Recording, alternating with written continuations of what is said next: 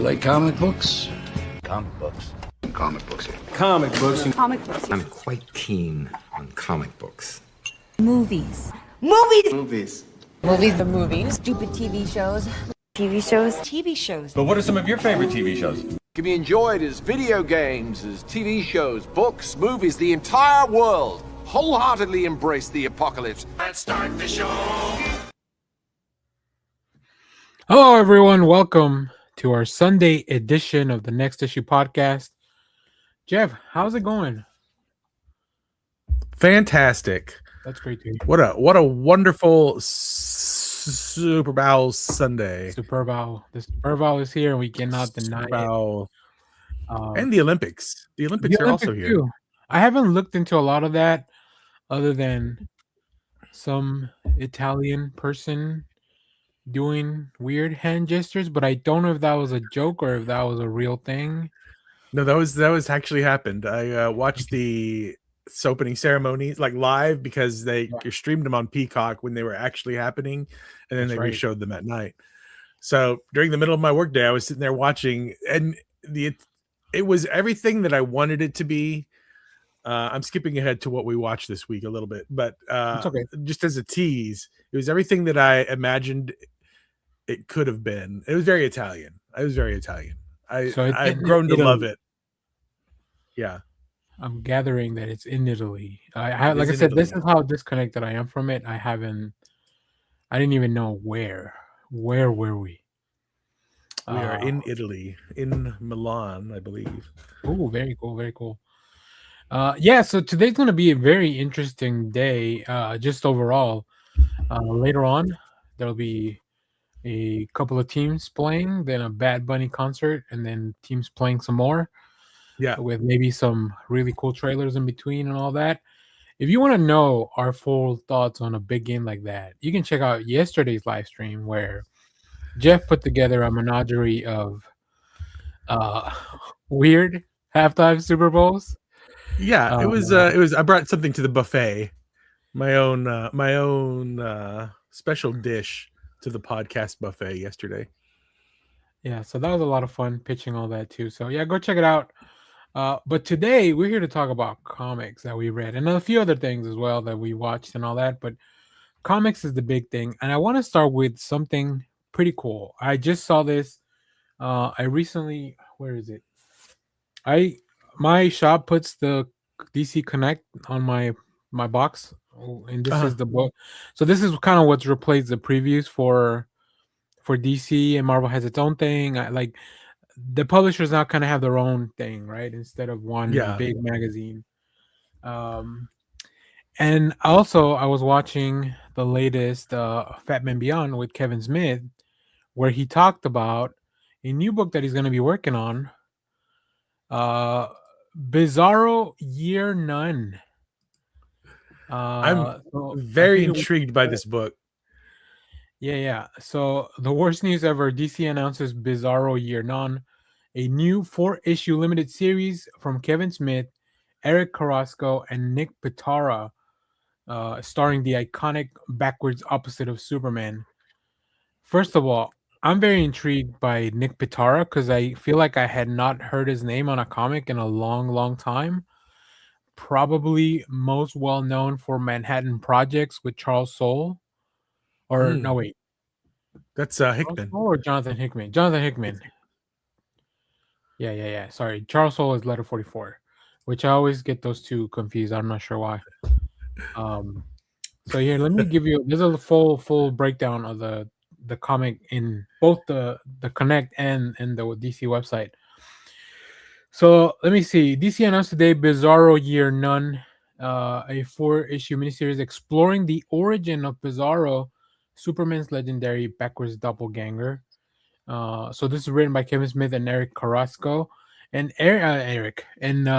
Kevin Smith talked about this is when before James Gunn took over. I guess like everybody was kind of pitching ideas to Warner Brothers as to like, limited series or, TV shows, whatever. Him and Eric Carrasco, who worked on Supergirl, like the TV show Supergirl, which is where they met, they wrote this they were writing this up. and then but then James Gunn arrived and kind of everything kind of reset, and so then they were like, well, why don't we pitch this to the comic side? um so the series will follow Superman's pal Jimmy Olsen and Clark Kent's boss Perry White as they depart the Daily Planet for a strange adventure in outer space. Which, how many journalists are we sending into outer space on a regular basis, Jeff?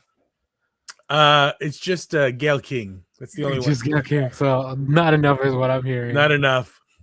So this book will bring a blend of humor, heart, and high concept storytelling to a character whose contradictions have made him a fan favorite for decades. Pitara's bold, hyper detailed artwork grounds the series in a surreal tone, giving the readers a version a bizarro world that feels familiar and unsettling. This book goes on sale on April 1st, which is really funny, I think, because in Bizarro Land, that's like the most serious day of the year, I think, right? So we do have another cover by Frank Wiley. Oh wow, that's cool too. Which I was like, why would you like, pass up that A cover? But then I'm like, okay, I see why you would pass up that A cover. Well, it's interesting because I feel like Pitara's art is heavily inspired by Quietly. Yeah. You can't really see the here. Yeah, you can.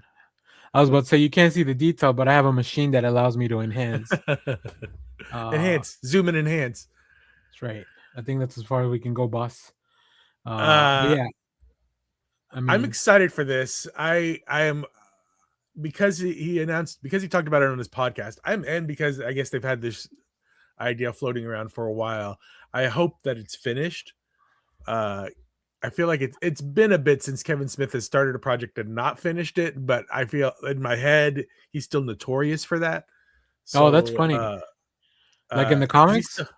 Yeah, like when he because he still has a Daredevil comic that is unfinished. I think he still has a Batman. I don't think he ever finished. Was it Cacophony that he started writing? Because it was supposed to be 3 different arcs, right?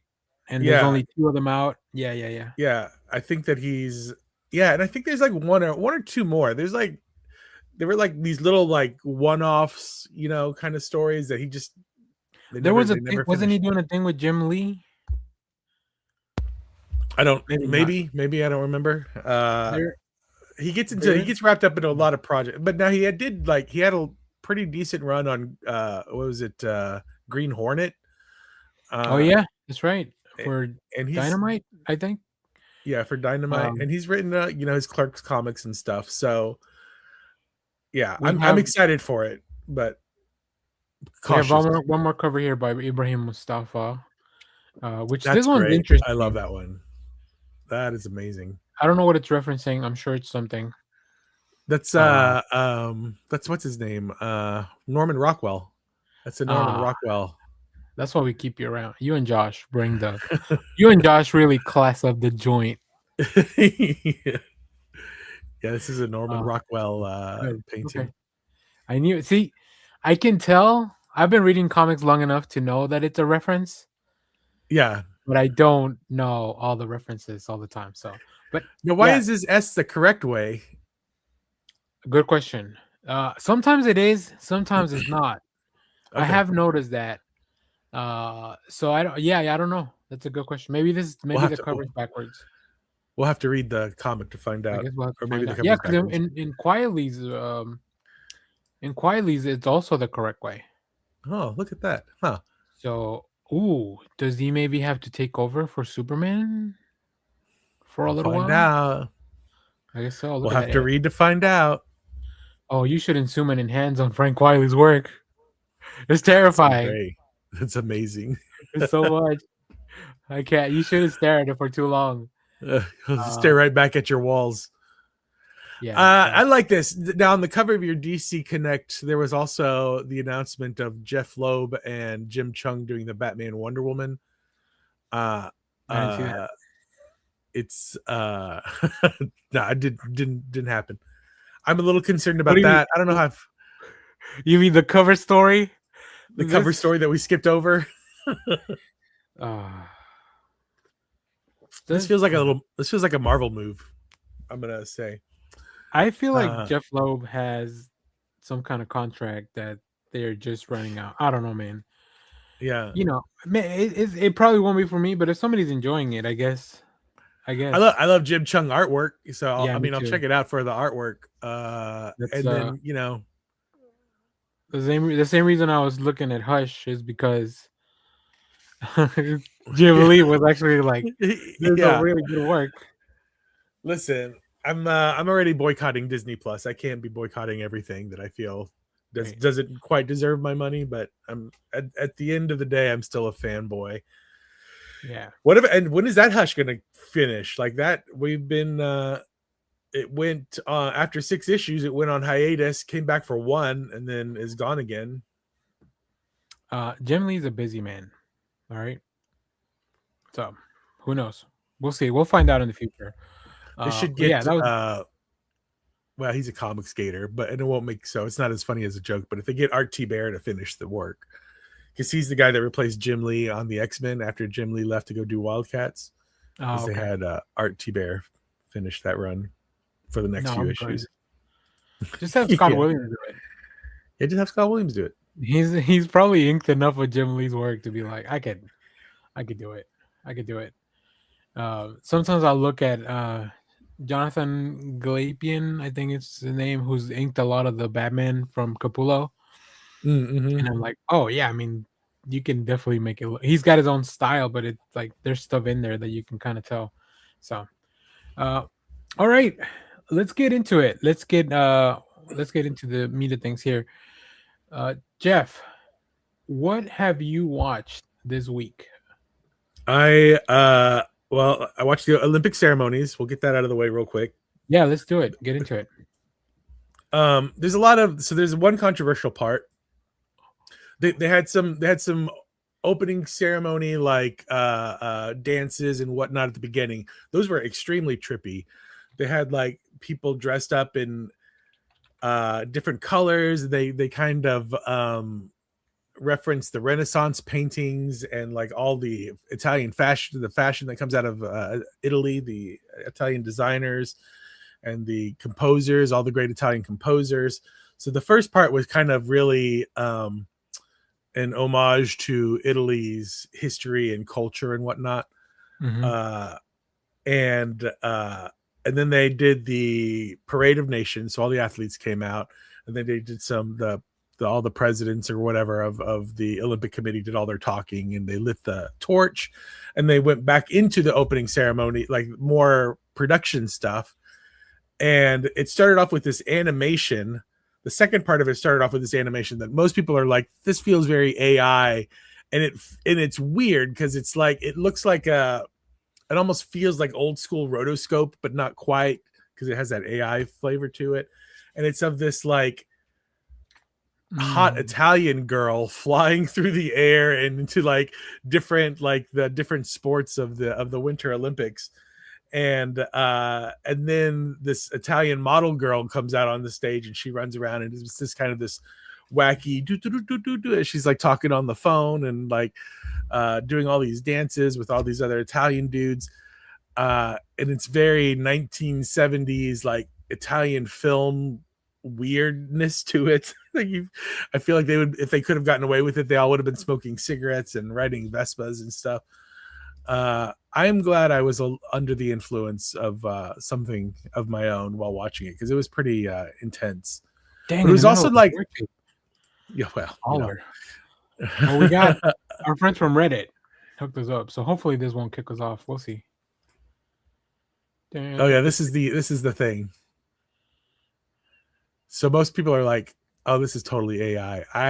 I when it comes to animation, I don't know. Like I can't. I'm not that. Sometimes it's very stylized. Sometimes I don't know. It's hard to tell. I'm not an animator, but Reddit tends to think that it is AI. So, yeah. Torino. Okay, like it kind of looks like you remember the lady from The Paper? The Spielberg movie? No. The Office spinoff, The Paper. Oh yeah, kind of, yeah. Like maybe that's just a very Italian look. I don't know. That's funny because I googled AI opening controversy. Olympic opening controversy, and the AI overview did not list as one of the things. Not So us. it's protecting itself. Not me, bro. Not me. Yeah, Uh-uh. I'll read you the ones that they did put on there. Boos for the vice president were muted. Mariah Carey lip sync allegations. Satanic symbols. Some sections of the audience accused organizers of featuring satanic symbols and visuals, but I think that's like every event. Yeah, I don't. Like even at Comic-Con, if you drive by some parts of the city, you'll see people in their microphones yelling about Yeah. church and Jesus is coming this weekend. But The it's end is every near. weekend, so like I'm not sure how that works. It's got to be tough being one of those people that's like the end is here this weekend. Haiti uniforms and IOC constraints. It looks like the IOC asked for a depiction of Toussaint Louverture to be removed from Haiti's uniform. I don't know who that is. Unfortunately. And then a singer defense performance, a singer referred to as, God, I hope this is not racist, the Blue Man, defended his performance after confusion arose, citing a lack of subtitles during the broadcast. Sir, I'll have you know my uncle is a Smurf, and that is very offensive. Apologies to all the blue people out there. As an avatar, as somebody who identifies as a Navi. Yeah, to all the Navi out there. It's on me. My bad. I'm just reading what the AI told me. I'm like Tom Burgundy. I'll read anything you put on this prompter. Do you want me to keep going, or do you want to switch back and forth? Well, I was gonna ask you, since we're talking Olympics, like especially winter, like what are the sports that you're like, I need to check that out? Because hockey started early, right? The hockey tournaments start early so they can get all the games in within the time. Yeah, because it's not like you can't do hockey like multiple times a day like some of the other sports, right? You just keep going. It'd be amazing if they had to do like multiple hockey games, back-to-back hockey games. Play till you can't. Last hockey, it's just a big rink, like a big square with goals all over. Every team has their own goal. Everybody goes. You just go. King of the Hill style. Last team standing. I have watched a little bit of the women's hockey. I've watched a lot of the freestyle snowboarding stuff earlier. I heard some people were getting busted up on their jump, like from training. Yeah, I did see like it's mostly a background stuff for me. So I'll watch like some of the news clips. Here is my genuine complaint is that because I'm watching it on Peacock, and they have like their Olympic hub in the Peacock app. And they have like a whole row of stuff of like, this is the stuff that is live right now. And it'll give a little bit on the corner that says live. And so you'll click on it. And like the first one or two, there's something there. But there's this whole row of stuff that's live. And if you go click on the live stuff, it's gives you like 30 minutes, 30 nothing. It gives you like, 30 seconds of commercials. And then it cuts to like a still frame that's like the coverage has ended or the coverage will begin shortly. And I'm just like, well, why do you even have the link on there? If it were beginning shortly, I would like to know how long, like, because there's no indication of like when this stuff is happening or play a package. I think WWE's good about that, right? Like they have like in between, or you know what? Fuck it, play commercials. I don't care. Just let me know something's happening. Right. Yeah. Give me a countdown clock. Whatever. And if it's over, like pull that crap within the first like 5 minutes. Like get that off my TV. Like I don't even want it to be an option. Now, you know which sport always kind of like amazes me to see that it's a thing? The biathlon. Now, for those that don't know, that is the cross country skiing, and then they stop to shoot. Yeah. Yeah. They have to like get down on the ground and like somebody had me. Can you imagine if they for the triathlon like I guess if you stop swimming and instead of getting on a bicycle you had to like start shooting at some it doesn't work. It doesn't feel the same. Swimming, if you had to swim up to like a reef and then shoot something and then swim off the reef. according to the internet, it's based on like some older like patrol kind of like thing that used to happen. I guess that makes sense. But it's really funny though. I find it hilarious that it's somebody like now we can't have breakdancing again in the Olympics, but you know what? We'll keep the sport that you have to cross country ski and then stop to shoot for a little while. It does kind of feel like they were running out of sports, and they're like, "Well, what else you got? Like, what else can we do on skis?" Like, they should do some of the summer sports in the Winter Olympics because it's different. When you do sports in the cold, yeah, you know, it's different. You could have snowball volleyball. If you have beach volleyball, why not snow volleyball? Snowman building should be a thing. Snowman building. Instead of a shot put, it's a snowball. One giant snowball fight between all the countries. Snowball fight. Like in the middle of that big arena. Yeah. Instead of water polo, it's a snowball fight because all the water's frozen. I do want to create a movie because I was watching a bit of the curling, and I'm like, we need a curling movie where it's like somebody sees like the young kid janitor sweeping the floor, and then like, you know, the mystical kind of music plays in the background as the guy's like, that kid would be a good curler. You ever tried curling, son? And he's just like, I'm just a simple janitor. That kind of curling lifestyle is not for me. But then he gets him out onto the ice, and then they start, you know, it's the one where they throw the stone and they have all the little brooms in front of the stone and they try to get it in the middle of the.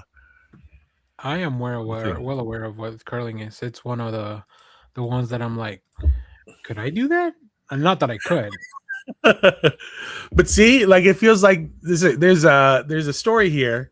There's like a Disney movie where you find a janitor who is like this is their all these competitors, they just moved to the same town and they don't have any friends, but they joined the curling team because nobody, you know, one of them is a curler, but the other ones have never done it in their life. I can see that. I mean, that's kind of an anime. Oh, there's a guide to curling here if you want to get into it. Jeff. Oh, nice. You got to bring your own Swiffer though. I'm surprised Swiffer hasn't capitalized more on curling. That would be great if we could, or if they couldn't get like who's the U.S. curling team? Like, they should be on the boxes of Swiffers, like Wheaties boxes. Yeah. One of the, what's her name? She's in Traders and she's a chef. She's in Top Chef. Kristen something. I saw a video of her learning how to curl. So look at that. Ooh, yeah. Ooh. I'm really bad at that game at the bar. Where the little salt pad. Yeah. So anyway, so that's the Olympics. I'm gonna keep watching them. I'll see what happens. Nice. So we got a couple of weeks.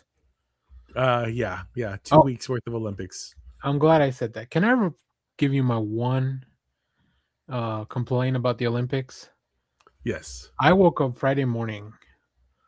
All my Law and Orders were not there. They take away my network television during the Olympics. They take it over. They take it over. What am I supposed to do now? They hadn't even started on the Thursday night. That's when Law and Order airs.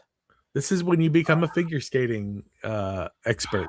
We all become experts in some winter sport for 2 weeks. And I think Matlock is explicitly waiting for the Olympics to be done to come back as well to probably counteract some of that programming. Ice fishing could be an Olympic sport. Oh yeah. But you gotta drink a few beers while you're there. Yeah. So that's the more beers you drink, the more points you get from the judges. It's a combination of fish caught versus plus beers. There's some kind of factorial there. Yeah, exactly. Nice. All right. Well, let us know if you're watching the Winter Olympics. Watch them now before we run out of ice in this world. By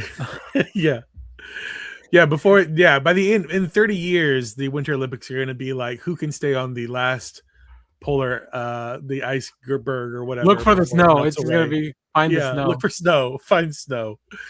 Well, and then we're going to start running out of places where we can host it too, right? Yeah. I guess we'll have to build our own, just a big fridge. It'll just be in like one of those Gaylord hotels where they ship in the Oh ice for like yeah. their winter things. Ooh. And then we can stop at the Ice, Great Wolf Lodge, make a weekend of yeah, it. yeah. Nice. Maybe we should. Can we get a sponsorship from Great Wolf? Hit us up, Great Wolf. We'll go broadcast over there. What? Yeah. We ain't afraid. We got laptops that we can move around. Give us a couple of rooms. We're good. That's right. All right. Well, I watched something on Netflix. So I think it was Tuesday night, and because all my network shows were not there, I was like, well, I guess I'll Gotta go to watch Netflix. something. Yeah, I gotta watch something. Can be productive. It's a Tuesday night. I need to unwind. And I saw something that I had been wanting to check out. It's Agatha Christie's Seven Dials on Netflix. It's a 3-part limited series about one of Agatha Christie's stories. And the only Agatha Christie stuff I'm familiar with is the Poirot. Mhm. What a I was like, let me mustache. check this out. So this is based on the Seven Dials of Mystery. And it follows a young girl who, at a party, one of her friends is murdered. This one felt like a YA of Agatha Christie stuff, whereas like the Poirot is like for adults. This is like for young adults. This is her Nancy But Drew. yeah, kind of. Uh, the name of the main character is Bundle, which I thought that was quite charming. Martin Freeman's in it. So yeah, it's okay. I feel like I like my Agatha Christie with a little bit more. Like, I'm not gonna lie, not having Kenneth Branagh really ruined a lot of like. I think Kenneth Branagh ruined Agatha Christie stuff for me because I really like his movie. So Yeah. but like I said, it's only you can watch it under 3 hours, so it's really like a long movie. I don't know why If we they could break get it a up in a series. if we could get a Kenneth Branagh Poirot and a Benoit Benoit Blanc, Blanc.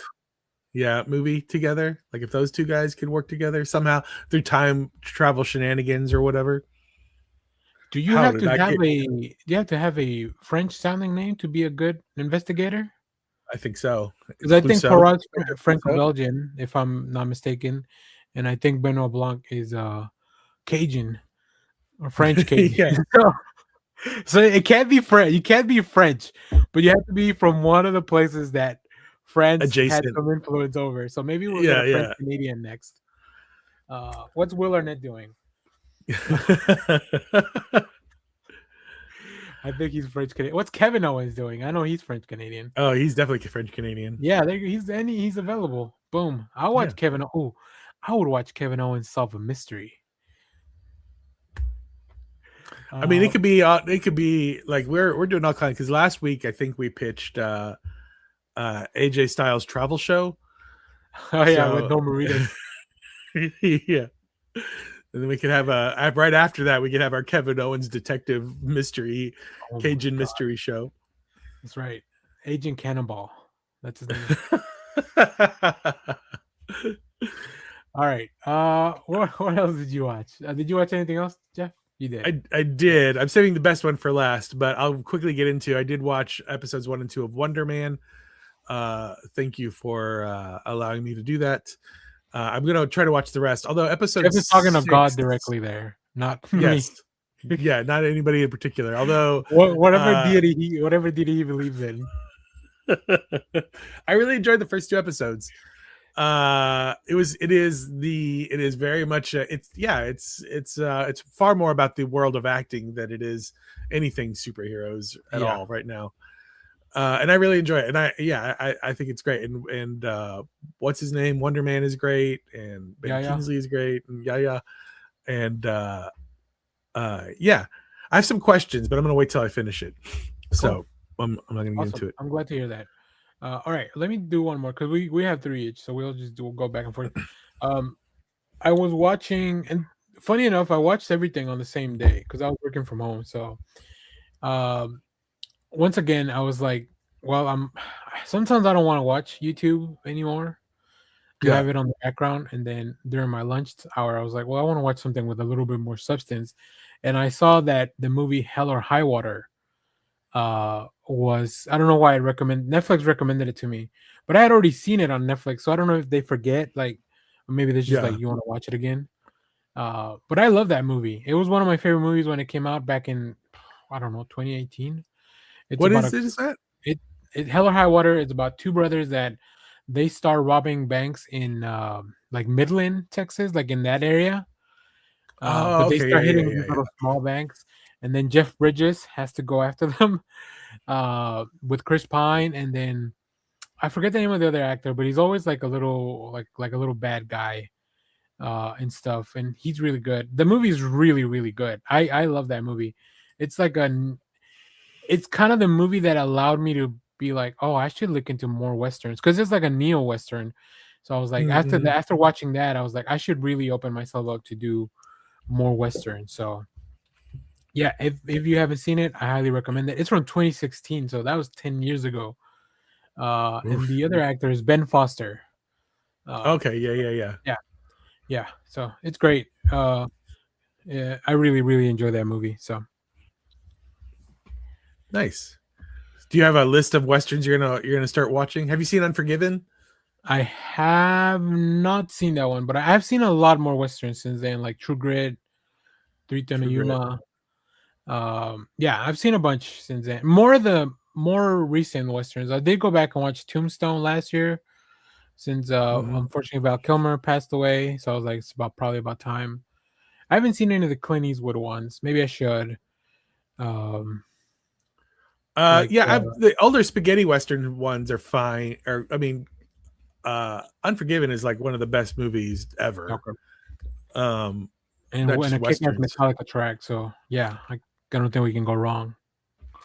And Young Guns, which is kind of on the opposite end of the spectrum, but it is Is that it's a what lot is of that like? fun. What if Hot Shots was a western? Yeah, sorta.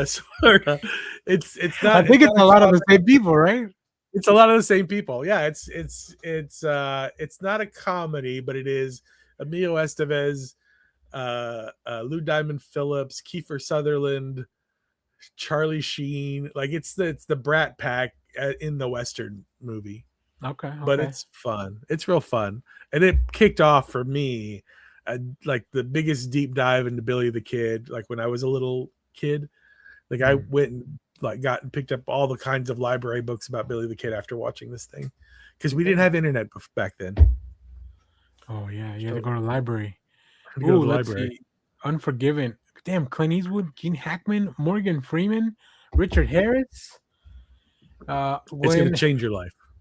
When prostitute Delia Fitzgerald is disfigured by a pair of cowboys in Big Whiskey, Wyoming, her fellow brothel courseworkers post a reward for their murder, much to the displeasure of Sheriff Little Bill Daggett. That's played by Gene Hackman. Damn, that sounds dope. Yeah, Uh, it's an amazing movie. okay. In fact, All right. now I kind of want to watch it later on. I have it on DVD somewhere, I think. Yeah, let me see. Is it playing anywhere? Is it streaming anywhere that I already have availability to? No streaming. I don't think. Oh, it's on AMC Plus. I think I have that because I have cable like an old man. So, all right, maybe next week. Tune in. Maybe Unforgiven will be on the list for both of us. It'll be our pick of the week is a movie from 1992. Oscar winner though. That's right. Speaking of Oscar winners. Oh, did I just go? I did just go. Let me do my thing first because I feel like we want to expand more in your thing. Yeah. Speaking of Oscar winners, this movie should have gotten an Oscar. One of the podcasts I listen to, 70mm podcast, they are going through, they're doing Black History for their theme of the month. And they started off with a banger, Ryan Coogler's Black Panther. I hadn't seen this film in a little while. God, it's so good. I forget how good it is. Like, yeah. I really, really love it. I need to reevaluate. I need to go back and update my MCU ranking list, I think, because I don't know if I've added the last few movies. But man, Black Panther is definitely really, really at the top. Let me see. I wonder. It'd been a minute since I'd seen it though, but I really like just had a good time with it. Like Chadwick is so good. Michael B. Jordan is so good. the visuals, the score. Like it just, I really can't believe that this movie did not get some kind of Oscar. That does bother me a little. Um, I don't know if I have an MC. Where's my MCU list? MCU ranking of the films. So as of my last update, I have 34 films in there, which I think there's a lot more. Black Panther is at number 6. And I might switch it to number 5 and switch it with Civil War. We'll see. Yeah. I think it's a better movie than Civil War. Yeah. It is easily the coolest of the Marvel movies. Like just vibes wise, it is. I don't know. I get a little like sad's not quite the right word, but I mean, just seeing Chadwick Boseman, I'm like, oh, what we, bummer, kind of like, Yeah. But it's great. It's fantastic. Yeah, I love it. We need to go back. You got to go back. Ooh, see, I'm looking at my list now. It's been a while since I updated them because I don't have Thunderbolts. I don't have Fantastic Four. I don't have Brave New World. So I guess I didn't update it at all last year. Is this movies and is this just movies or this is just movies? Ooh, okay. I hate mixing TV and movies. I don't know how other people do it.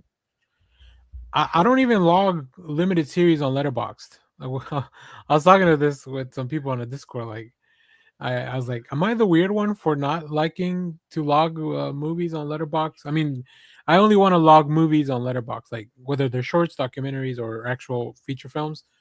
Yeah, but just movies. I feel like if I put in a limited series, that's gonna, especially if they break it up into the episodes, that's gonna skew my stats for the end of the year. Yeah, because it's like that's different. That's a different thing. Television is different than movies. But a lot of them are here. Like a lot of the series, like Loki's on Letterboxd. Like I don't understand how that happens. That's a straight up TV show with 2 seasons. Yeah. So, all right, Jeff. Speaking of TV shows, is on Letterboxd. Yeah, go ahead. Tell us what is the last thing you watched? The Muppet Show, the new Muppet Show special, not full reboot as of yet that I don't know of. Though I have a hard time believing that Disney doesn't have a, whatever slip of paper that they pull out to say you get a full show. It's like in their back pocket, just waiting to come out. That email just needs to be sent. The Muppet Show. I watched it on ABC on Wednesday night when it premiered on ABC. It was already on Disney Plus by that point. Over 3 million people watched it on ABC that night, making it the #1 show. I think it is at Jeff's house, most of them. Yeah. I forget how many downloads it's already or whatever. How many? It's the #1 show on Disney Plus. It has 97 or 98% on Rotten Tomatoes. The kids love it, the adults love it, the Gen Xers love it, the millennials love it, the Gen Zers love it. Put this show out every week, please. Can I tell you my favorite bit from the show? And Yes. it's probably the dumbest one and ridiculous one. Gonzo cutting in every once in a while, naming off the Oscar for supporting actress. What's so funny? It's such a funny bit. The thing I love about it's like it is 100% the old show. Like they didn't. It's almost like they just whatever. It's got some more modern day sensibilities, but for the most part, it runs exactly like the old show does, beat for beat. That is 100% like an old school kind of Gonzo-y kind of thing where the big stunt goes wrong, but they keep running with it throughout the rest of the show. Yeah, like it's just it is. And there's no there's not a lot of like CGI kind of stuff because after Jim passed away, Jim Henson was a big proponent of like computer and like he wanted to push the boundaries of this stuff. Sure. And so I think they kind of followed in that footsteps after his passing. But I feel like now they've kind of pulled back and they're like, let's deal with the puppet stuff more. So you're all that tactile stuff that I feel like we've been missing in our entertainment is there. They brought the arm rods back. Like they'd been CGIing out arm rods for a while, but now you can see them again. I like that they mixed the audience of puppets and like real people in the audience when they would do the audience shots. There were a couple of people in there that I kind of recognized. Griffith Newman was in the audience. He plays he was in that Tick He was in the television Tick. show. Yeah. Yeah. He He's does also the one of voice the of Orko. co-hosts of the Blank Check podcast, the movie podcast as well. Pretty good. Yeah. Pretty good podcast. So yeah, it was I loved it. And I know they're like, well, if it does well enough, we'll get a full season or a full series or whatever, but I'm sure it's just a matter of time. So I've never really gone back to watch the original Muppet Show. Is it normally like kind of like an SNL variety type show where it's like we have a guest every week? Like Sabrina Carpenter wouldn't be on every week, obviously. She's busy doing other stuff. So yeah, like, it was a weekly show okay. with a guest. And the show was like, it was more 30 Rock than it is SNL. So it's like the show within the show kind of thing. Yeah. So you would get all the background stuff, and then occasionally they would come out and do a bit for the audience within the show. Okay. So because the one that they did on ABC that was like kind of the Office style, that was full on 30 Rock, like where it's really about putting the show together and the background of it. There was rarely anything about like you wouldn't see the actual numbers, but in here we actually get to see some of the musical numbers. Like there's the Miss Piggy thing with the wig. They had to replace the handsome puppet with the little rat guy. I don't know anybody's name other than Gonzo and Kermit and Miss Piggy. I don't even know Gonzo's Kermit's assistant, the backbone of that show, I think. Scooter. Without him, nothing gets put together. So Scooter's uncle. So the lore is Scooter's uncle owns that theater, and that's how Scooter gets to be involved in everything. Is because he's a nepo. He's a nepo Muppet. Okay, I did like Fozzie Bear being the one that had to axe Seth Rogen's number. Yeah, good. I'm glad Maya Rudolph came back to life. That Maya Rudolph bit was really funny. Like when he's like, "Oh, nothing." Kermit's like, "Nothing else can go wrong," and then they cut to Maya Rudolph died. Yeah. And it's been a hot minute since we've had Muppet. Like you said, there was the Muppets TV show that was on ABC. I think that was in 2014 or something that lasted like a season, and it doesn't like for whatever reason. I think there are like a handful of episodes on Disney Plus right now, but it's not the full series from what I understand. They did the Jason Segel Muppets movie. They did the follow-up to that, which I did not. The Muppets Most Wanted was not my favorite Muppet movie.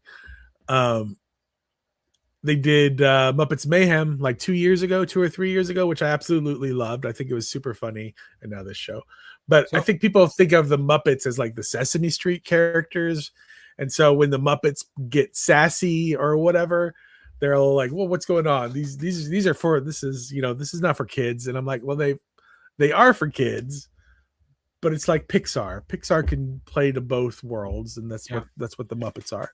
So are the shows like about putting on the show, and then the movies are more like adventures outside of the show for the most part? That's kind of what it seems like to me now. Like, yeah. So the show, so Jim Henson never really wanted to do puppets for kids. Like he started off in like a Baltimore television, whatever kind of thing, like doing commercials and then doing some stuff for like this one TV program.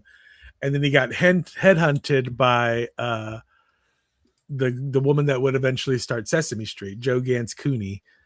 And so she's like, hey, I'm developing this children's television show. I think your puppets would be great. Jim Henson was really like into television, doing puppets on television. So he's like, yes, anything to do it. And so they developed Sesame Street together. In the meantime, he was like, I think puppets can be for adults. So he tried to get in. If you go watch the first season of Saturday Night Live, there are puppets in there, and that's Jim Henson puppets. Yeah, if you watch the movie too. Yeah. So he tried to get into Saturday Night Live. They did not. Jim Henson and what's his name did not get along really. Like they didn't fight, but they're just comedy stylings were different. Mm-hmm. So he goes over to Jim Henson moves over to England for a bit once he gets Sesame Street up and running, and he runs into some buddy with money, and he's like, I'll produce a couple of Muppet shows for you. The first Muppet show is called Muppet Sex and Violence. It was like a made for TV special. Oh. And they called it Sex and Violence because they were like, no, this is for adults. But it was still kind of like the Muppets. It wasn't like super adulty or whatever. It was just kind of silly. And Jim Henson comes up from like a vaudeville background, so all these jokes are like super old and kind of a little corny, kind of, honestly, because that's what vaudeville was. Yeah, and then eventually it just turned into the Muppet Show. So, and then the movies. So once the Muppet Show got off the ground, then they kind of do the movie. So the first Muppet movie is kind of a retelling of how the Muppets all got together. The second Muppet movie is them acting as characters within the context of the movie. So it's like them as actors in this Muppet caper. Okay. And the third movie it kind of goes back to them living in the real world, where they try to put a Broadway show up, where they try to put a show up on Broadway. All right. Last question about Muppets, because you mentioned Sesame Street. That's one thing of Muppets. Then there's the Muppets. What the heck is Fraggle Rock? Fraggle Rock is a loaded question. Loaded question. So that's the third thing that Jim's known for. The Muppets are known for. Fraggle Rock was I think it was an HBO show initially, programmed again for kids. I read a thing somewhere that it's credited for ending the Cold War. It's like one of the things that they sent over to Russia. And they were Rocky IV. Okay. Rocky IV and the Fraggles helped in the Cold War. But Fraggle Rock was kind of the more like it is the woke version of all of it. Like it's the one that's like, be nice to the environment. And it's like, it's the one that phrasing, but all right. Yeah, well, I'm just saying it's the one that most I like putting it in 2026 context. I appreciate that. Yeah. It's the one that is the most like everybody needs to get along and work within the context of their environment, and because the Fraggles have to work with the Dozers, and the Dozers are the little green guys that keep building all the like the weird. I don't know if you've ever seen Fraggle Rock, but so the Fraggles live in the caves underneath the ground, and they're like the little puppets. Smaller Dozers are like these little green men that like build these. They look like these giant erector sets within the caves, but they're made out of like sugar. So the Fraggles keep eating all the things that they build. And then outside the caves, there are these giant life-size puppets. I forget what they're called, Goombas or something like that, and they like to kidnap the Fraggles. But all three like of these individual like groups have to learn how to live with one another, and so it's about sharing and friendship. And Fraggle Island, they all live together. Right? They all live together on Fraggle Island. Yeah. All right. Well, there you go. That was your Muppets class. Jeff will be teaching Muppets 101 at Brookhaven next semester. Yes. Anybody that wants to, God, you would love that. Wouldn't you? I've got books on Jim Henson. I love the guy. Nice. I love the guy. Well, great. All right, let's move on. I have his son's autograph. So I went and saw Muppet Treasure Island. Yeah. This is after Jim Henson passed away. It was the movie that followed Muppet Christmas Carol. I've seen that. They had a screening here in Dallas years ago with him and Brian Henson, Jim's son, was there, and Alan Silvestri, the music composer. Yeah. And so I have both their signatures because they had a little program. I went and they both signed the thing. That Alan Silvestri might be going for some money right now. Yeah, that's pretty cool. He did all those Avengers movies. So, all right, great. Well, cool. Let's move on to comic books because let me tell you, big week. It's a big week, and this is just the stuff I've read. This is my red stack. And I even have another unread stack today. Oh, I guess before we get into this week, do you have anything prior? I don't have anything for previous weeks this time around. SmackDown was not a second wrestling event for me to take time reading. Okay. Nothing really. I've been reading some old Avengers written by Jeff Johns, but they're what they are. Nothing too exciting. Alrighty. Well, cool. Well, let me start off with issue 4 of Marion Heretic from Boom Studios. Tini Howard, Joe Jarro. I also picked up this very cool Skylar Patridge Nice. cover, who you may be seeing back on Action Comics pretty soon. I think once this arc wraps up. Yeah, I mean, if you want to see a nun continue to be a badass and fight the church or fight witches or both or neither, check this out. It's really cool. It's violent. It definitely just gives me vibes of like a 90s cool, um, yeah, 90s cool comic like that just tries to push the envelope. And Joe Jarro's art is great. It looks fantastic. I made a post that we love an orange hair protagonist with a giant weapon because I'm a big fan of Bleach. And Bleach the anime, not Bleach the cleaning product. Big fan of that too, though. I love it. Yeah, Just a little drink, just a little nip. just remember to open up your windows when you're using a lot of bleach, guys. Yeah. I love Marion Heretic.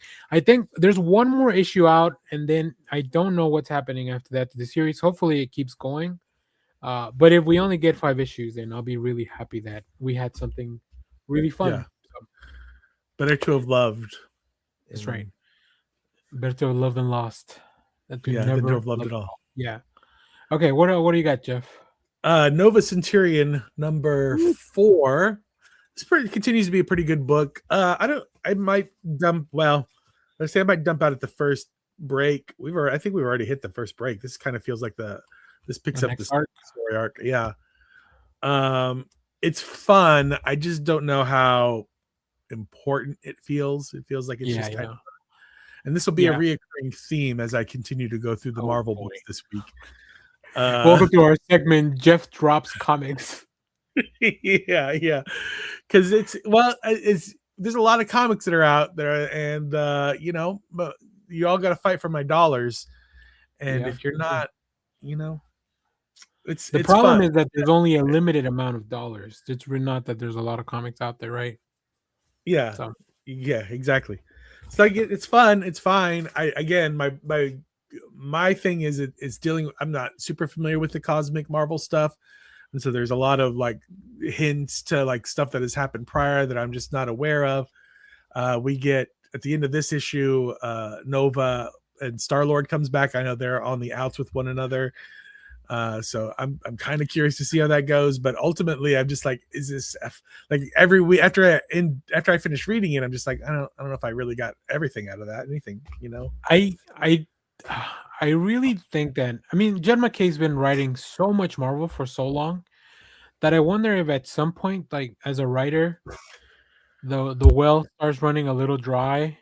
Not that you don't have any more ideas, but just that you don't know exactly where they're going to be executed best. And then if editorial's giving you like, hey, do you want to do another book differently? And like, or do you want to keep going with like they're rebooting they're rebooting Moon Knight again. So this is going to be like the third, I think, Jed McKay Moon Knight series. So I wonder, I mean, I'm not a writer, so I wonder, but maybe we can ask Josh Trujillo on Tuesday, plug for that. How he feels about that. But I would be interested to hear you go back. And I don't know if you read Jed McKay's Black Cat and Jed McKay's Moon Knight from the beginning. I would be interested in listening to your thoughts about that, just because you've read so much of this stuff now with the Avengers that you've been going on with, and then this book now. So I'd be very curious about because everybody raves about Moon Knight. It's like a generational Moon Knight run. So I kind of feel like I should read that. You should. Also, Moon Knight, one of those is characters that I've just never really been into. So like, why not start with one of the best ones? Cool. Cool. All right. Well, speaking of having to buy multiple, fighting for my dollar, this week was tough because Absolute Superman. All the covers for Absolute Superman this week were bangers. So I picked up this Mahmoud Asrar cover. If you've been reading Bug Wars, that's the main cover by artist Rafa Sandoval that Jeff has. And then I also picked up this Herald Perel. Hold on. Let me make sure. Herald Perel cover. And I was like, Boy, you guys are making it really tough for me to just pick one of these covers. There was another one by Inhye Gui, who also I really love their style. So, but I had to stop at 2. And then in this book, did you read this one? Yeah, I did. Okay, I love it. I love the idea of like, hey, maybe Superman should get a mentor. Let's give him this like assassin Hawkman from this absolute universe. Yeah, they keep. Uh, Yeah. Oh yeah, that's interesting. It's really funny because Hawkman's talking to him and he keeps leaving in the middle of their conversation to like save someone, and that starts to annoy Hawkman until they finally end up fighting. So it's really funny. It's oddly enough, it's one of the funnier issues of Superman that I've read. So I'm glad Jason Aaron has that bandwidth to do like, funny stuff in the middle of like all the serious stuff. Yeah, yeah. Also, it gives us a kind of different color of the Hawkman than we got there in Absolute Evil, because he's maybe not as absolutely evil as we first thought he was, but he's just playing the game, as he kind of puts it. Yeah. And then you get this little Brainiac goes to Suburbia to visit this world's Lex Luthor. And man, it's his birthday, I think, and it's a weird thing that happens. But Brainiac dressing up like a human is also really funny. That looks like our Lex Luthor, I think, is really funny too. Yeah. So I wonder if there's gonna be something there. Well, here's what if I go into my deep comic book conspiratorial brain, like I feel like, I mean, this is the Absolute Universe is a universe started by Darkseid and influenced by Darkseid, and Lex Luthor, as Brainiac said, is like a multiversal like threat. Like he's, this eternal threat to Darkseid. So I'm wondering if this universe is Lex Luthor is like so simplified on purpose, because Darkseid is just like, I don't even want to deal with a Lex Luthor in this universe. Like, let's just. So then maybe Brainiac becomes the Lex Luthor of this universe. I don't know. I'm just throwing out, weird. Let me get the red string and corkboard out. And yeah. We'll map it out. Cool. Avengers, what is this, 35? I did not get the for whatever reason my shop was just like, here's this variant cover instead of the A cover, which I feel at first I was just like, oh, and then they were sold out of the A cover, so I couldn't even swap it.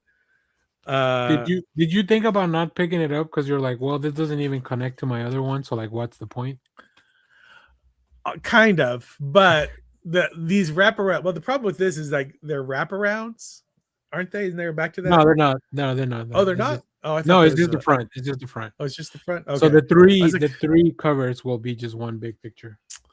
Kind of, but I have like stuff like that already, and there's only so many spots I can display them out like that. That's true. So. That's true. There's only so much wall. I need to build more wall. I need to build like a maze in my house. So it's all walls. Yeah. Also, I'm just, again, Jed McKay. I'm sorry. I'm sure you're great. Like there have been some fun issues, but I'm just waiting for this to end. And I'm kind of like, there's one issue left. I'm not going to leave it with like 2 or 3 issues unfinished. But I don't care. I don't care. That kid is Jeff's comic book brain. He could just not keep buying this book if he wanted to. Yeah. But that's not how we're wired. No. It's not. As the kids say, we're built different. You got to finish. Like the finish line is right there. And even though I hate the race, I might as well finish it. Okay. Yeah. Has there been I need to look this up. This, because I think there's one issue left, and then I think it's over.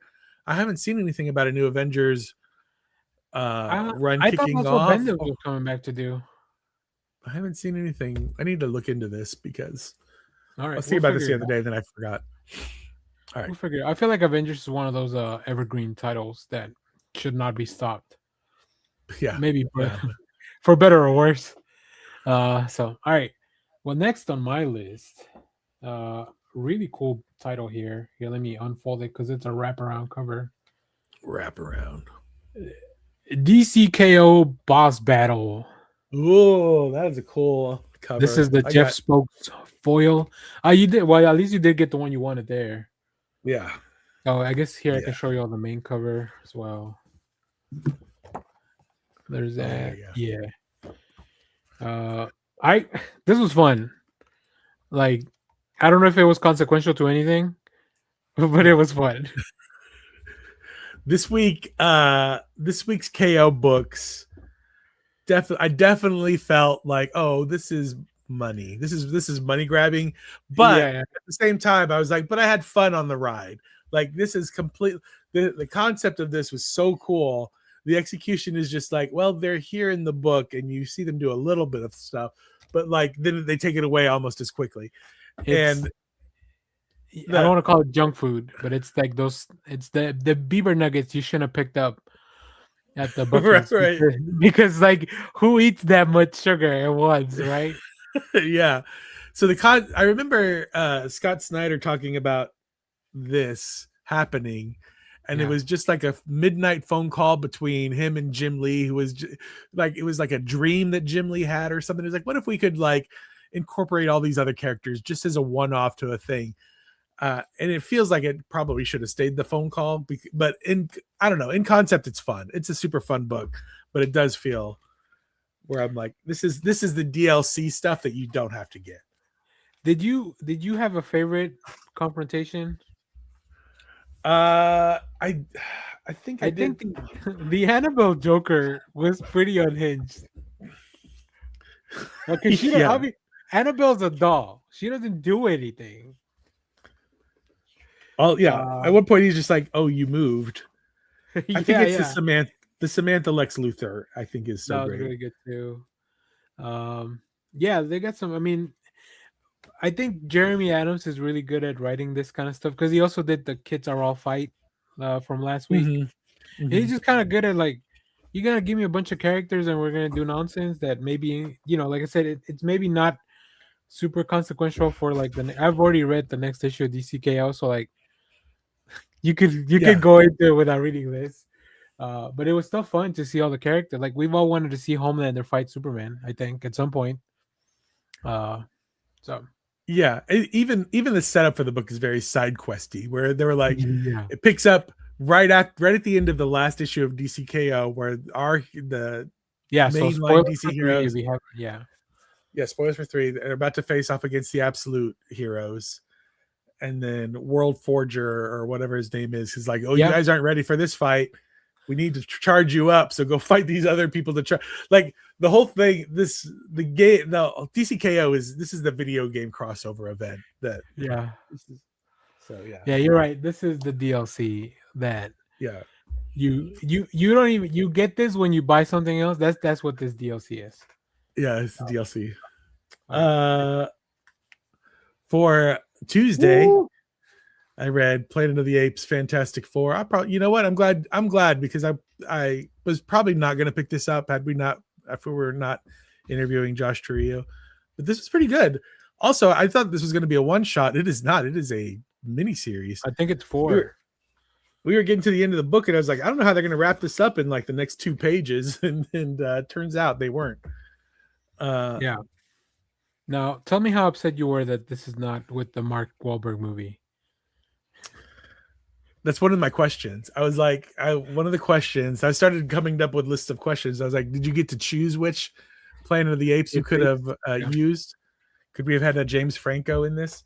Yeah. No. Bow down.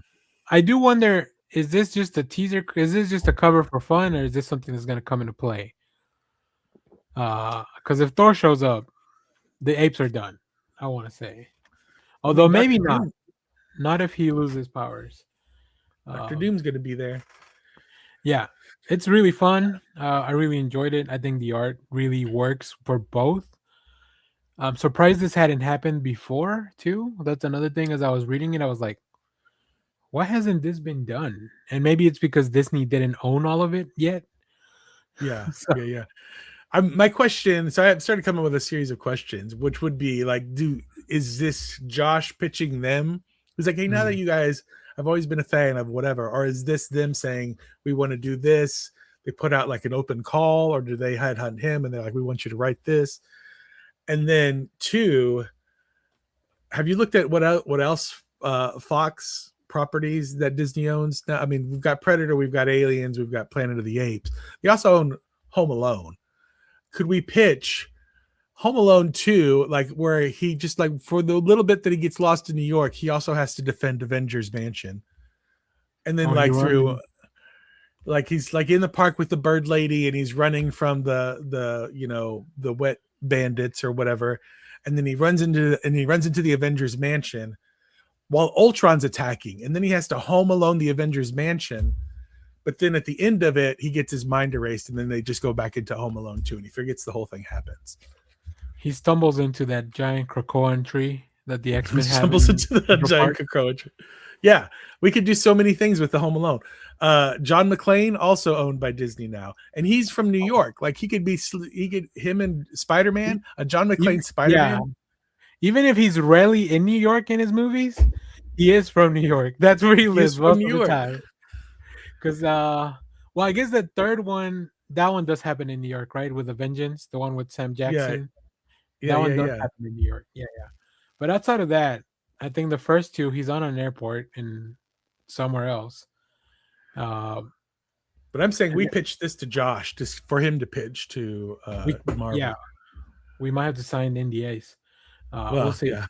Well, speaking of crossovers that are weird, DC AEW #1. I also picked up this really cool Daniel Warren Johnson that's fun. Buckshot Lariat cover. How was this? I ended up not picking this up. It's dumb. It's gonna be a 2-parter. It's really all about like who are these team ups, and I want to see them. I will tell you my main complaint about this book. They did, the artists, I think, very good art overall, but man, they did Mox pretty dirty. He doesn't look like John Moxley. He's fighting the mutants here. Oh, I don't know if can you see that? Yeah. Oh yeah, he does not look. He just looks. He doesn't look like John Moxley. That's the main thing. He doesn't look bad. He just doesn't look like John Moxley. Where he everyone looks like he looks like Stone Cold Steve Austin as a thumb. Yeah, a little bit. But yeah, this, like I said, I think this is gonna be a 2-parter. You can see Steve Orlando. You can tell Steve Orlando is a fan of wrestling, nice. Which he is. I know that just from like following him on social media. And of course, there's a really cool heel turn at the end of the book that kind of leads you into the second part of this. So yeah, I think if you eventually get to it, you should read it, especially because you like wrestling. That's probably the main appeal. Yeah. So it ends with Booster Gold with a chair, like he's hit Batman in the back of the Booster Gold and Excalibur are the announcers throughout the whole book. So. Cool. My book is Ultimate Endgame #2. It's I don't know how I feel about this anymore now that we know that there's going to be an Ultimate rebirth or whatever they're doing. And I mean, I figured this wasn't ending. I don't know. I feel like, okay, well now we're back on the roller coaster for this. It's fun. It's good. It's good. I'm gonna say I might be a little too dumb to fully understand this book. Yeah, there is some of that. There's a lot. Like I read it and I was like, I think I know what happened, but I'm not sure I know what happened. Let me go back to reading my dumb DCKO crossover. I'm telling you, Hickman loves his cities where time on the inside is dilated or whatever, or he's the people on the inside are living thousands of years. And the idea of the Maker becoming the city and how that happened is actually pretty cool. Yeah, because it tests the levels as to where Mr. Fantastic can stretch. So that's pretty fun. And then of course the reveal of like who what's his name? The Mortis is. Yeah.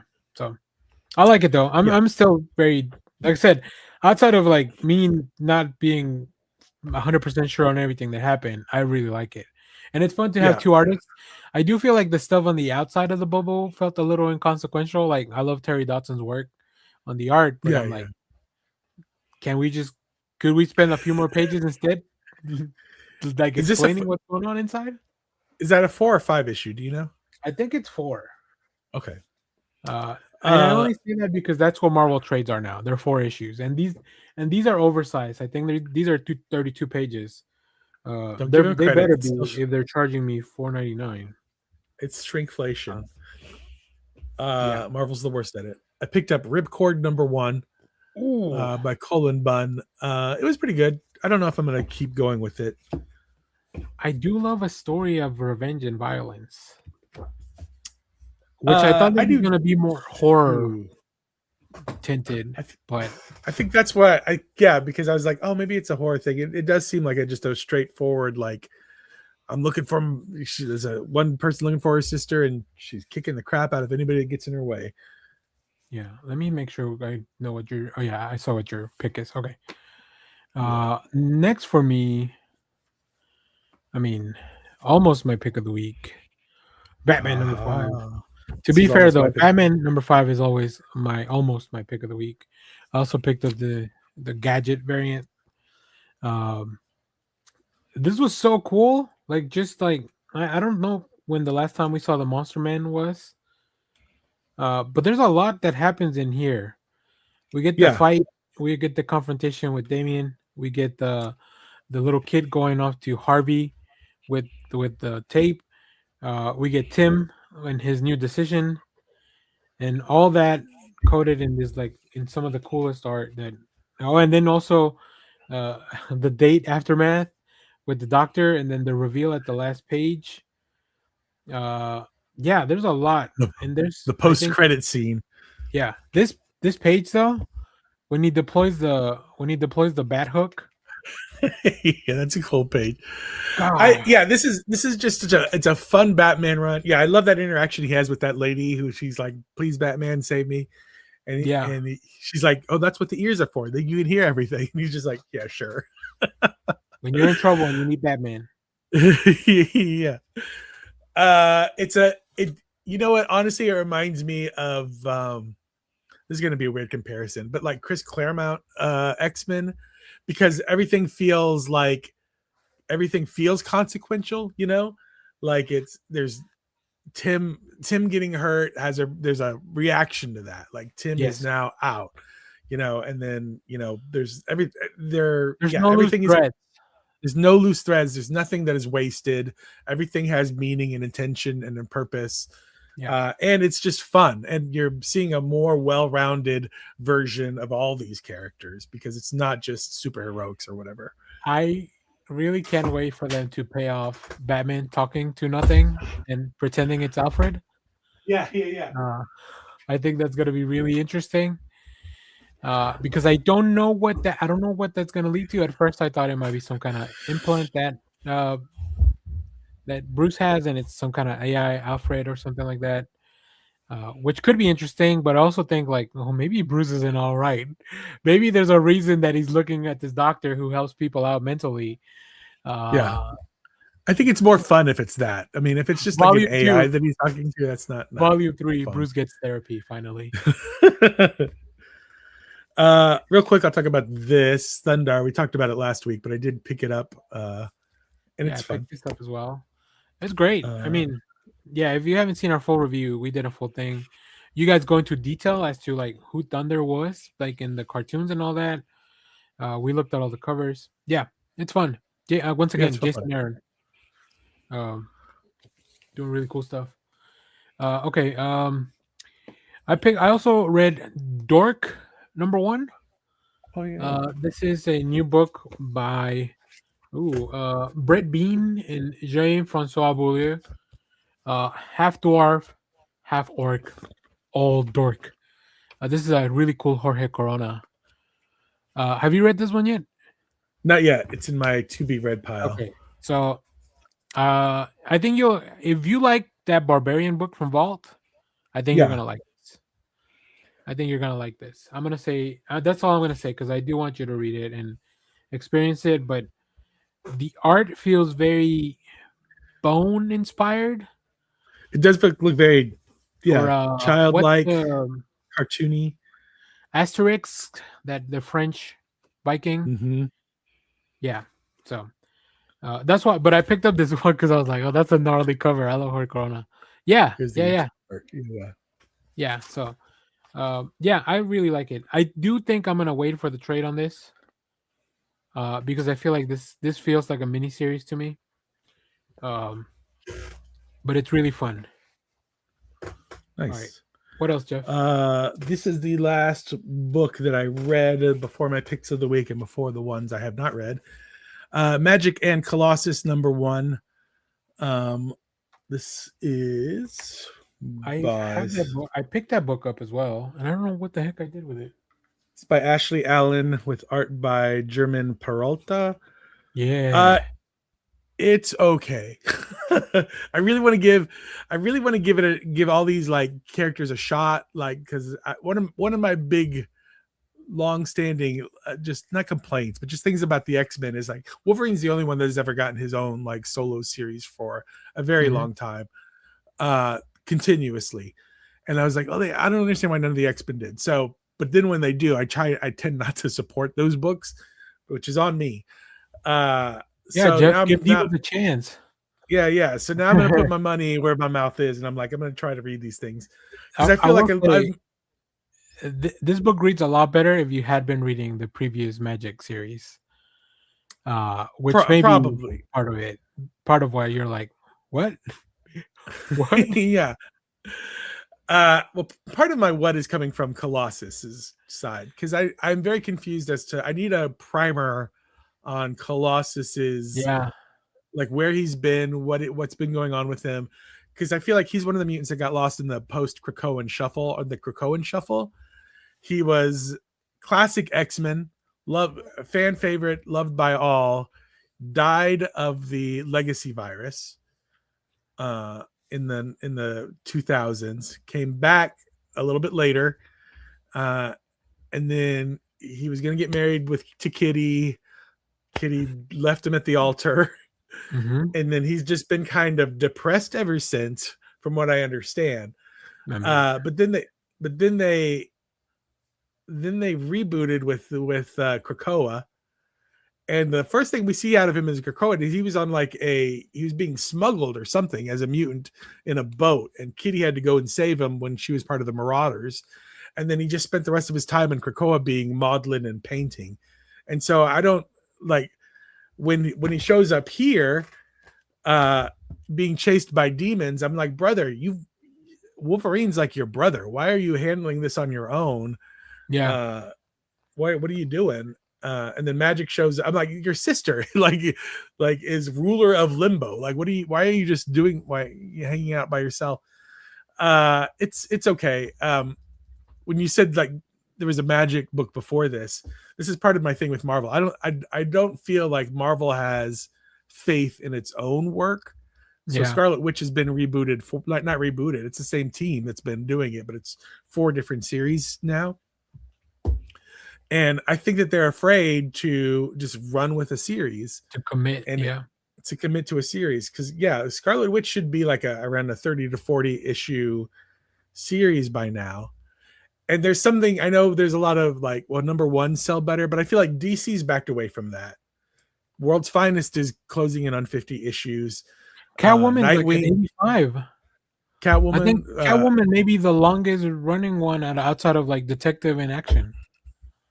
Nightwing's over 100 issues. Yeah, that's right. Poison Ivy's been going for a while, and they do their things where they killed their Green Arrow, whatever. But like the books that they've been going, they're going. They don't relaunch them. They don't whatever. And with Marvel, I just feel like they don't believe in it. Like they're like, give me a. And when I say the stories feel inconsequential, it feels like, give me a 5-issue story arc where everything resets at the end of, like, nothing really happens. It's just an adventure these people go on. And then at the end of it, the adventure is over and everybody goes home.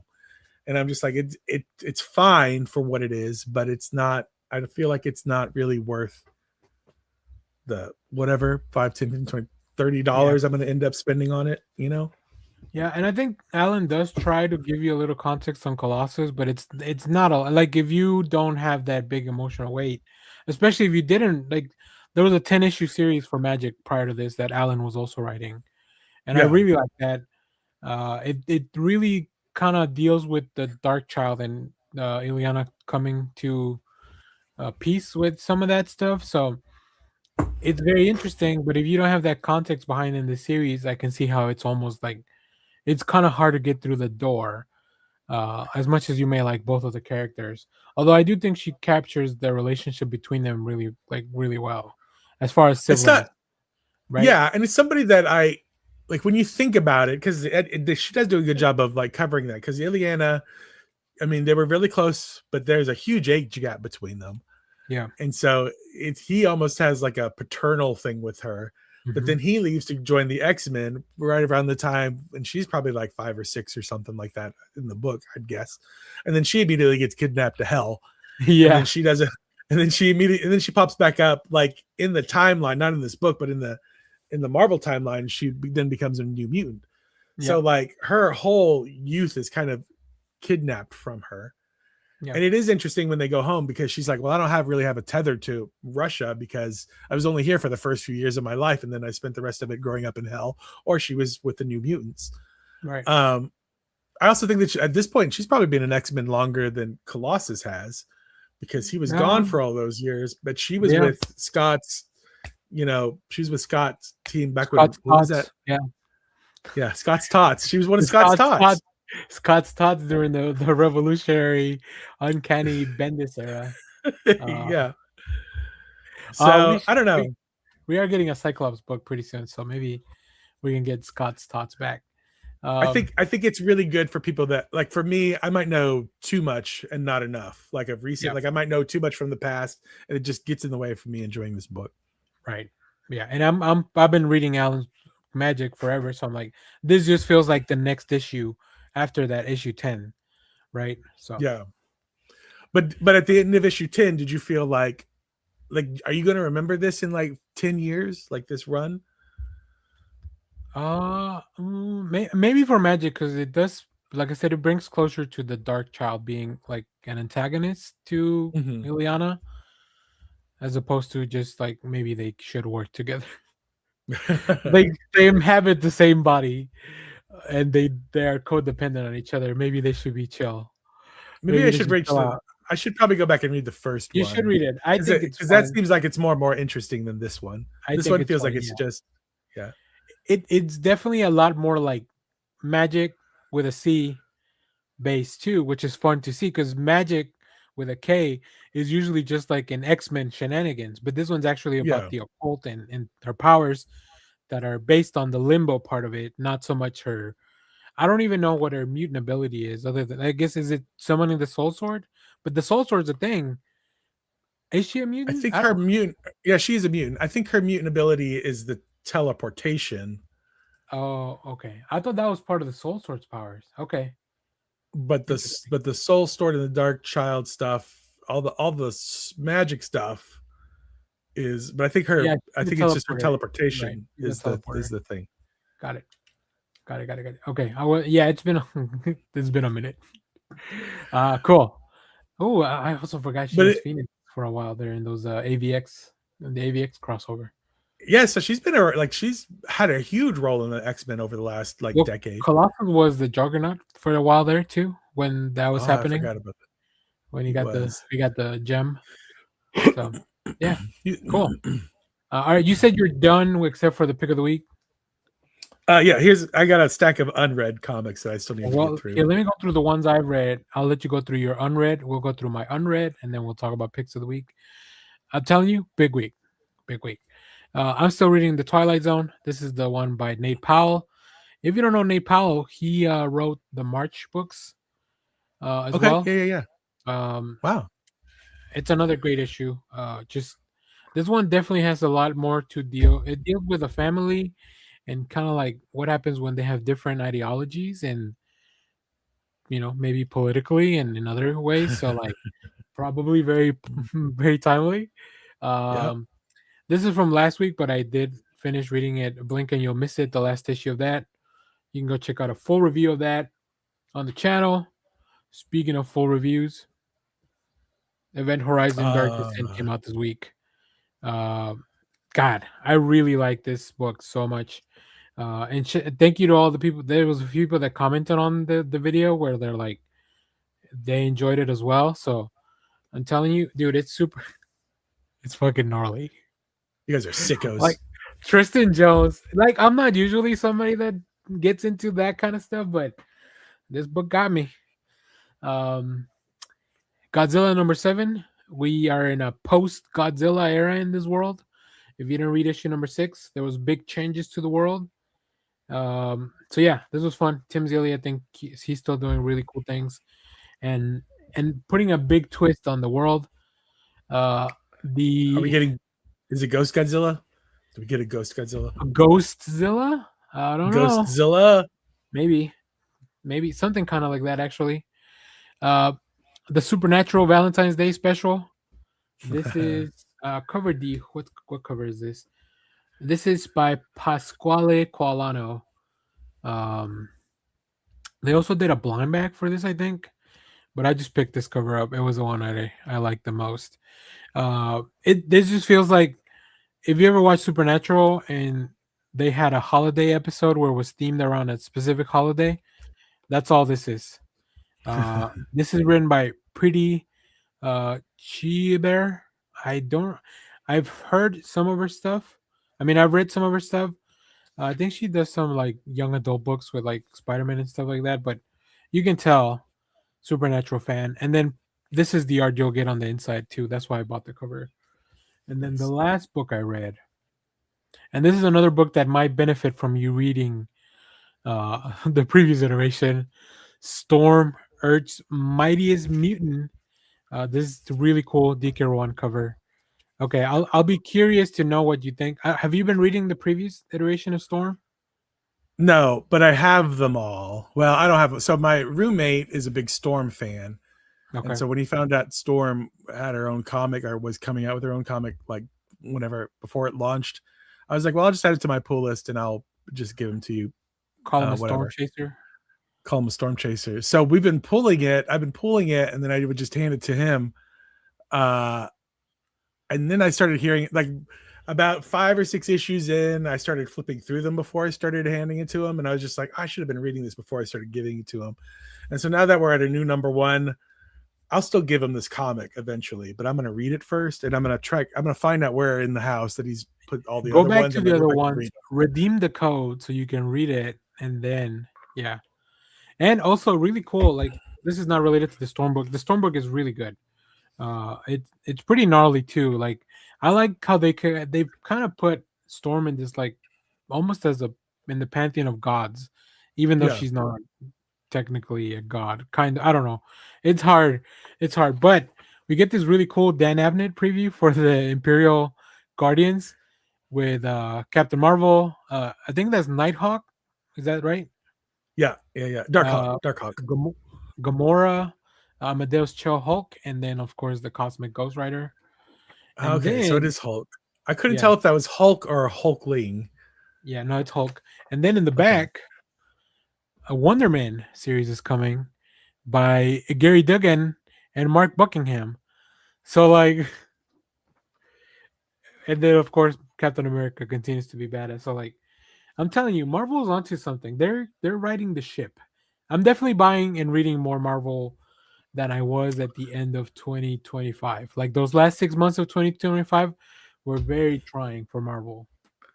I'm optimistic. Well, to go back to Storm, so like when I was talking about how like some of these series feel inconsequential, it's also hard to tell when they aren't.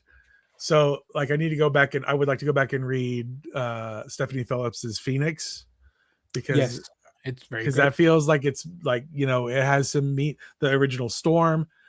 But then sometimes I'm like, oh, this is a book that has like the Exterminators book that had Boom Boom and Dazzler and where they were fighting the vampires. Yeah, that was a fun book to me. And I was like, why didn't you continue? That was just a one-off and people have forgotten about it. Rogue came out last week, and Rogue again feels to me like it's going to be one of these like Rogue goes on an adventure and then we're done with her. Like she goes back to being an X-Men. Like we're not going to see the Cyclops. the story, even the synopsis for the Cyclops book sounds like Cyclops goes on an adventure, and then once he's done, the adventure's done. So yeah. So this, I am curious about these things, like Wonder Man. I'm like, I'm curious about it. Maybe I'll pick up the first issue, but again, I'm like, it feels like a smart tie-in because there's a TV show, but how consequential is it going to be? Is it just are we just a cash grab for the TV show or what? So I don't know if I fully trust Marvel totally. Yeah. Well, I'm glad since you brought up Exterminators, there was one more book I read. I didn't buy it because, like you said, because of that same thing, like it doesn't have a lot of consequences to it. But it is fun. And it is written by Leah Williams, who also wrote the Exterminator series. Superman Chains of Love special, which is not about Superman at all. It's about Creeper and Livewire getting together. You did pick it up. Okay, cool. I did pick it up. I'll be interested to hear what your thoughts are once you get to read it. Probably. Oh shit. Sorry, Jeff. Probably next week. But yeah, I think that's all the books I read. I'm trying to go back, make sure, because sometimes I read stuff and I don't pick it up because I just made a video about it. I'm about a quarter way through that Superman book, the Chains of Love book, and I don't. So the reason I picked it up because I know very little about the Creeper, and I was like, I want to read it, and I like that he's kind of he's basically just an Austin podcaster. Is what he seems like so far. Yeah, he's just like, yeah. Very nice. Kind of he's a creep that has a radio show. All right, they don't just give those to anyone. No. Do you want to go over your unread pile? I only have one unread left because we kind of talked about the other two, and then there's Absolute Green Lantern, number 11. Same. I need to catch up because I keep seeing these cool covers with like all these other lanterns, and I'm like, what's happening now? Because I've only read the first volume, but I think this might be part of the second arc still. I think so, yeah. One book I didn't pick up and I forgot to pre-order is the Absolute Batman Volume 2. The hardcover is out. So I'll need to ask my shop to get me one of those before they sell out. And then I have 3 more books that are unread. Battle Nexus 4. So I think there's 1 or 2 more issues of this. So I'll read the whole thing once it's done. But I do like to buy them because they have some neat stuff in the back too, like some just like little ideas and little things. So I like that. Wolverine, which I really like the last issue with Silver Sable. And then this has that really cool Alias advertisement in the back. 25 years of Alias. That's crazy. Maybe that's why I guess that's what Bendis is back. No, it's not him writing it either. Oh, it's by Sam Humphries. Yeah, it's not even by him. Yeah. Maybe that's how they got him to come back. And then also Ultimate Wolverine, which I haven't read, but I need to because now he's just hanging out. Like this is all still kind of taking place right before Ultimate Endgame. Okay. So it's like what happens before all that. So, but it's really cool. I really like this. How many book. issues does that have left? I think 2 more. I think it's gonna end at 16 or maybe at 15. But this one's the one. This is the book that has magic in the Ultimate Universe in it. So I that's why I'm very interested. So, okay. Pick of the week time, Jeff. I'm gonna throw it over to you. My pick of the week is Night City by Dark Horse. This is the newest Matt Kent, David Lapham book. Super interesting concept. So he's basically Superman, Lex Luthor story, kind of, sort of Superman story. Super powerful hero who can fly, do all the Superman things. Super hearing, so he can't go to sleep very easily because he hears all the people suffering of the world. But when he does go to sleep, reality warps around him and he becomes a normal human person doing a very boring day job.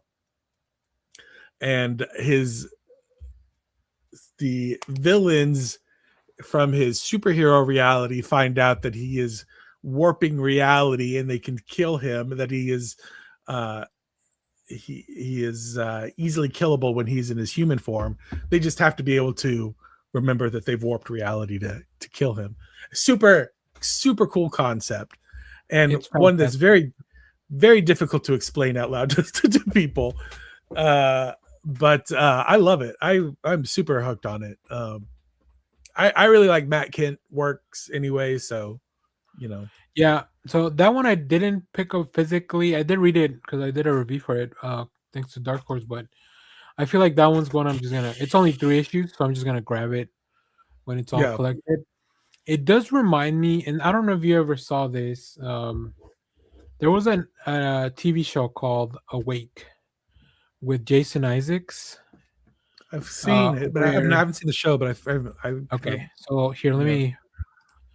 The concept of this show is that this man has a wife and a kid, and then in one world he loses his son in an accident. So he's just, he lives with his wife, but then when he goes to sleep and wakes up, he goes to a different version of that world where his wife is the one that died in the accident and he lives with his son. And the whole thing of it all was like, is either one of these worlds real? Why is this happening? I don't think I ever finished the show, but I did watch the pilot because it was back then when like, we're gonna drop the pilot early on Hulu, so you gotta check it out, early look, to get people to the platform. Yeah. But like when they're gives doing things smartly. Yeah, but it it gives me those same vibes with the book. And then David Lapham's art is so cool. Like feels like a little throwback to like, I don't know, Golden Age comics, but then it's got like this modern edge to it. Especially in the other world where he doesn't have powers.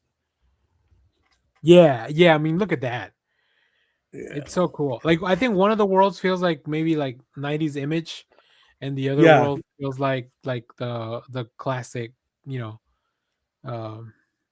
don't even know what to call it, but yeah, it's really cool. I really like the book. It's kind of like I was trying to find a good, but they're all kind of like, Yeah. He just yeah. Like they want to make it as mundane seeming as possible. But I also love the idea of this guy not being able to sleep, having to go to like a deep down in the world, and even then that doesn't help. It only helps for like a few hours. Yeah, in the Arctic. The sound eventually. Yeah, it's just a really cool concept. Yep, I like it. Matt Kent's a great writer, so I definitely want to follow this up when it's done. My pick of the week was nowhere as layered of a story as this one, but it was still quite fun nonetheless. And still has a knight in it. It does. It is the 4th issue and final issue of Knightfight. This is the book that will tell you maybe how Bruce, or how Batman, maybe how he gets back into the DCKO event. Now, what show are they watching here? That's not Dragon Ball Z, but that's definitely Goku and Vegeta. Yeah, it's great. I mean, first of all, Dan Mora. I like that. I like the grandson has like the biggest eyes of all time. Yeah. Well, and I wonder how. I don't know if Dan Mora has kids. Like, did he draw this? Did he have?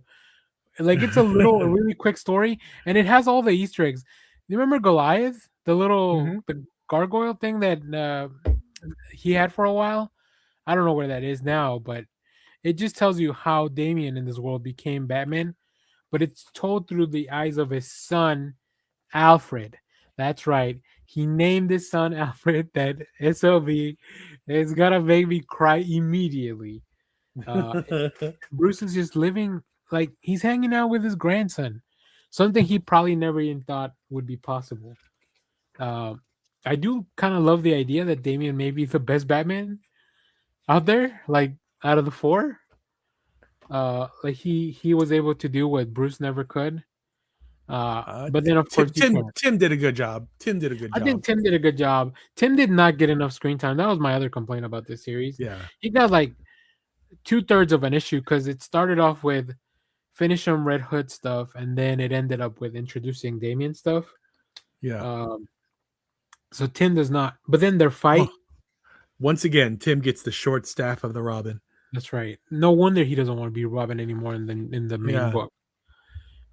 This is fun. Like this is how a tie-in series that is consequential. Like as much as I love the boss battle thing, this actually feels like you have to read it for the event to fully make sense. And it just And from the Batman. get-go. Yeah. Yeah, because it's Batman from the get-go, I felt like this is the one out of all the other, tie-ins and stuff, this was the one that you probably should follow. And it does feel like it's not only will he of course show up back up, but some of these characters might show back up in the DCKO as well. That's what it feels like. Yeah, and then I picked up this second printing of the first issue. Nice. Because cool. I'm never gonna pass up on Dan Mora's art, and they just kind of give you some cool stuff. So, yeah, but yeah, this is just the first one again. It would be cool to see one full Dan Mora shot of like all the different Batmans in their Batman suits, but like one big, like Avengers sweeping across the kind of scene. I would love to see this world continue. Actually, the last one, the one with Damian in it, or any of them really. Like if we wanted to explore this back up and like let's say after DCKO, maybe like once again the multiverse shakes up or whatever, and like these worlds come back and Joshua Williamson gets to do another series to revisit this, I'd be super on board. Especially if Dan Moore is going to be drawing it again. Yeah, totally. Yeah, great. Yeah, I loved it. Cool. All right. As we kind of wrap things up, God, we've gone long today, so let's make this one. This should be pretty quick. There was not as many books this week as it was a heavy week, and the wallet felt it. So let's go to your pull list, Jeff, first, because I think mine has more. Here, let's see. As always, follow us on League of Comic Geeks. Jeff's picking up this stuff for this week. You want to go through that, Jeff? We got the Absolute Wonder Woman annual, the newest issue of Action Comics. Yes. Amazing Spider-Man Torn. This might be the last issue of Batman and Robin. I think so. Is this the first Vertigo title? Bleeding Hearts? I mean, technically it was the Nice House by the Sea issue number 7, but this is the first new series from Vertigo, yes. Okay. Yeah, I don't want to get too deep into it, but I also don't want the internet to be like, you guys don't know anything about comic books. Do you guys even read comic books?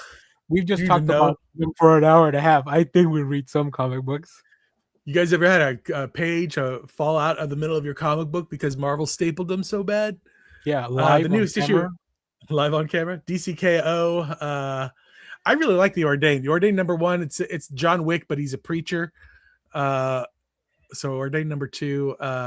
This is where I think Bad Idea was really a bad idea that they don't do digital, because then now, like, if you missed it on the shop, like, you can't read them. Yeah, bad idea. And they don't collect them anywhere. They don't do collections of their books either. So like Jeff is the only person that reading Ordained, if assuming his shop is ordered it and has it for him. Well, I'm still missing. Yeah, so I still don't have Guy in the Chair number 4 because I just don't know if they ordered them or not. And our Soot Stained Heart number 2 they missed that order. So when I go back to my shop on Wednesday, I'm like, did you guys ever pick this up? Right. But yeah, so hopefully they got the Ordained. If you do want to read those, let me know, because we do have Mad Cave and Dark Horse do send us comps. So if you at least want to continue those stories, I can help you with that. I can help you with Bad Idea. I did put it on my pull list, so hopefully we'll see. Cool. We'll find out next week. The newest issue of Planet She-Hulk and Transformers. Yeah, not too bad. I wonder who the distributor for Bad Idea is, because if it's Diamond, that's another layer of Bad Idea. Yeah, another Bad Idea. All right, as you can see, my list is very similar to Jeff's, with just a few extra additions. Now, this doesn't mean I pick up, as you've probably seen, I don't pick up everything, but this is just me trying to set up a reading guide too for next week. Wonder Woman annual.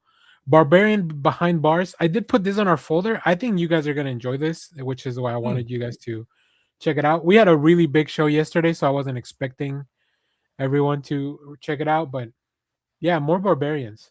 The Center Holds. This is a new book from Boom Studios.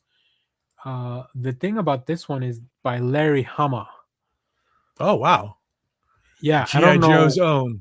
Yeah, G.I. Joe's own Larry Hama. So it may be good or it may be dated. I don't know. We'll have to find out. As Jeff mentioned earlier, Cyclops is getting his own little miniseries, probably miniseries. Probably Do miniseries. you remember when they did a young Cyclops series with his dad and like with Corsair just going into space? Do you remember that? With the time displaced Cyclops? Yeah, with the young Cyclops. I don't remember that. I don't remember that Oh, series. that was so fun. I'm gonna recommend. I believe it was maybe it was Cullen Bunn that did it. Oh, that was the Magneto series. I don't know. There was a few series back then that like the standalone character series that were bangers, but we'll talk about that later. There's not enough time. The new issue of Die Loaded, the DuckTales Valentine's Day special, Free Planet, one of the best series of 2025, I think, that did not make it on my list, but it's still really good. Maybe the last issue of the first arc of Escape the Dead Zone. It's definitely the last issue we have for now. So it is the first arc finale. So I'm very excited. Good Bones and Other Sordid Tales. This is a Hello Darkness book from Boom, which has multiple stories, but they're all by Steve Orlando with different artists. Oh, okay. Groupies by the trade paperback from Mad Cave. I'm mainly picking this up because it's all Tula Lote art, like interiors, everything. Oh, Just Brutal. This is a new book from Ignition Press by Dennis Hopeless.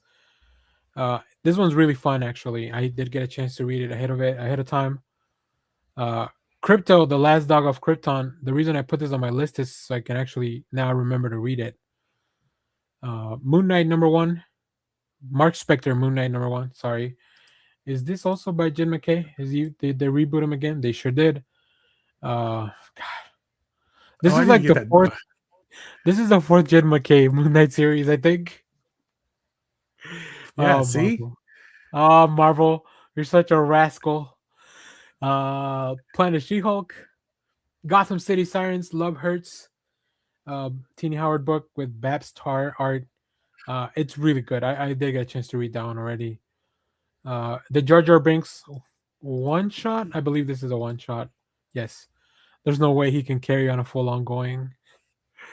The latest issue of TMNT. The hierarchy of the Star Wars universe is about to change. Jar Jar. The Thing on the Doorstep #1. I think this book is actually delayed. Thundercats Lost in Time.